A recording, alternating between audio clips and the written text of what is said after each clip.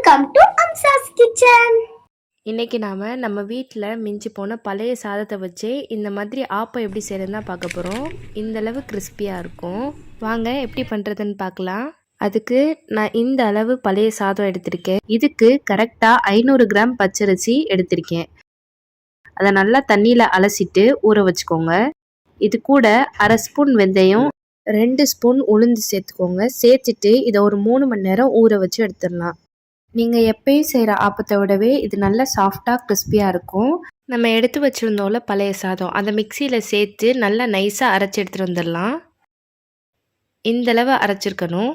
அடுத்ததான் நம்ம எடுத்து வச்சுருந்த அரிசி, வெந்தயம், உளுந்தெல்லாம் போட்டு ஊற வச்சுருந்தோம்ல, அதையும் மிக்சியில் அரைச்சி எடுத்துக்கலாம். கொஞ்சமாக தண்ணி சேர்த்து இதையும் நல்லா நைஸாக அரைச்சி எடுத்துக்கோங்க.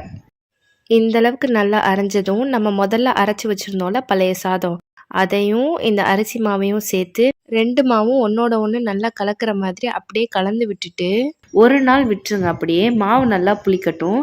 ஆப்பம் எப்பயுமே நல்லா மாவு புளிச்சிருந்தா தான் நல்லா டேஸ்ட்டாக இருக்கும். இந்த மாதிரி விஸ்கு வச்சு கிண்டுனீங்க அப்படின்னா உங்களுக்கு இன்னும் ஈஸியாக இருக்கும். கிண்டினதும் ஒரு பாக்ஸில் போட்டு ஒரு நாள் அப்படியே வச்சுருங்க. மறுநாள் மாவு இந்த மாதிரி இருக்கணும். நான் கொஞ்சமாக உப்பு, ஒரு பிஞ்ச் சோடா உப்பு சேர்த்து கலந்து வச்சுருக்கேன். பேன் நல்லா சூடானதும் நம்ம ஆப்பை சுட்டு எடுத்துடலாம்.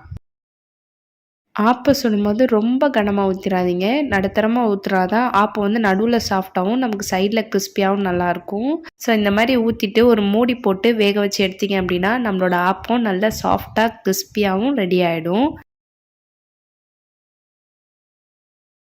அவ்வளோதான், நம்மளோட ஆப்பம் ரெடி ஆகிடுச்சு. இதில் நம்ம தேங்காய் பால் ஊற்றி சாப்பிட்டாலும் சரி, தேங்காய் சட்னி வச்சு சாப்பிட்டாலும் சரி, இல்லைனா உங்களுக்கு பிடிச்ச எந்த குருமா வச்சு சாப்பிட்டாலும் சரி, அவ்வளோ டேஸ்ட்டாக இருக்கும். ட்ரை பண்ணி பார்த்துட்டு மறக்காமல் கமெண்ட்டில் எப்படி இருக்குன்னு சொல்லுங்கள். இந்த வீடியோ உங்களுக்கு பிடிச்சிருந்துச்சுன்னா சப்ஸ்கிரைப் அண்ட் சப்போர்ட் பண்ணுங்கள். முக்கியமாக உங்கள் ஃப்ரெண்ட்ஸ்க்கு ஷேர் பண்ணுங்கள். தேங்க்ஸ் ஃபார் வாட்சிங்.